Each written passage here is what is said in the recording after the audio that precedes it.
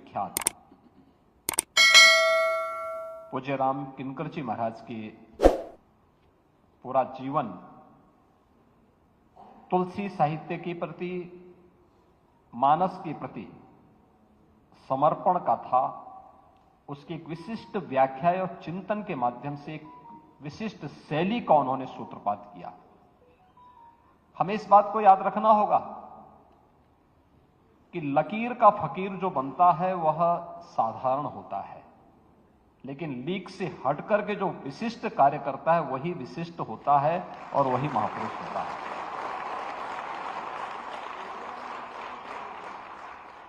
अपनी कथा के माध्यम से, अपने चिंतन के माध्यम से कथा की जिस विशिष्ट शैली को उन्होंने जन्म दिया, उसने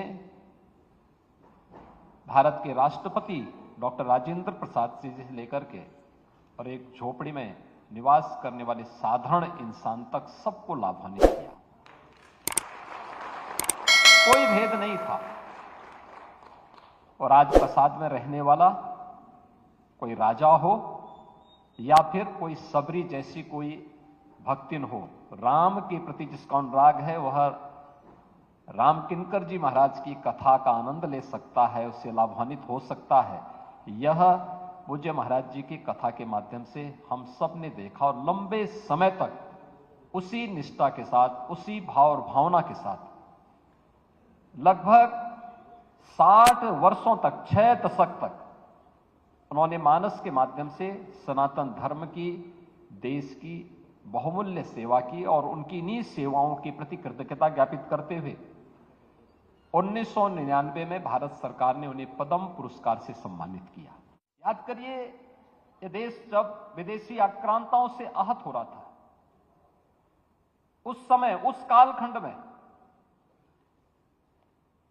तुलसीदास जी ने रामचरितमानस के माध्यम से जन चेतना को गांव-गांव में जागरूक करने का काम किया था। रामलीलाओं का मंचन किया था। रामलीलाओं के माध्यम से उन्होंने एक एक गांव को जोड़ने का काम किया था। आज भी गांव-गांव में रामलीलाओं का आयोजन बिना किसी सरकार की आश्रित होकर के आम जनमानस करता है, उसी श्रद्धा भाव के साथ। सभी पात्र उसी गांव के नौजवान बनते हैं, उनके अंदर कला एक नए रूप में देखने को मिलती है। संवाद की अपनी एक शैली वहां गांवों के अंदर अलग अलग स्तर पर देखने को मिलती है। गांव में सामाजिक सद्भाव स्थापित होता है, सनातन धर्म के मूल्य मजबूत होते हैं। और उस समय तुलसीदास जी को भी तमाम प्रलोभन आए थे। बहुत सारे लोगों ने कहा तुलसीदास जी को कि आप भी बादशाह के दरबार में आइए, आपको भी नवरत्न से लोग सम्मानित करेंगे।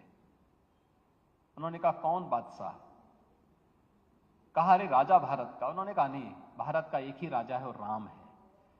और भारत की रामलीलाओं में आज भी यह मंत्र और यह नारा गूंजता है, बोले राजा रामचंद्र की, राजा रामचंद्र की जय की बात ये तुलसीदास जी ने उस कालखंड में दिया था नारा।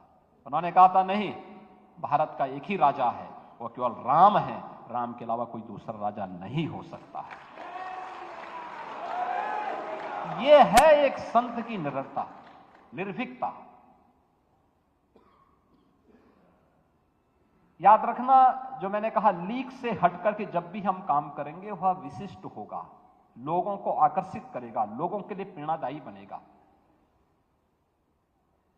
प्रभु श्री राम की कथा इसके बारे में हमारे सामने नहीं एक उदाहरण प्रस्तुत करती है।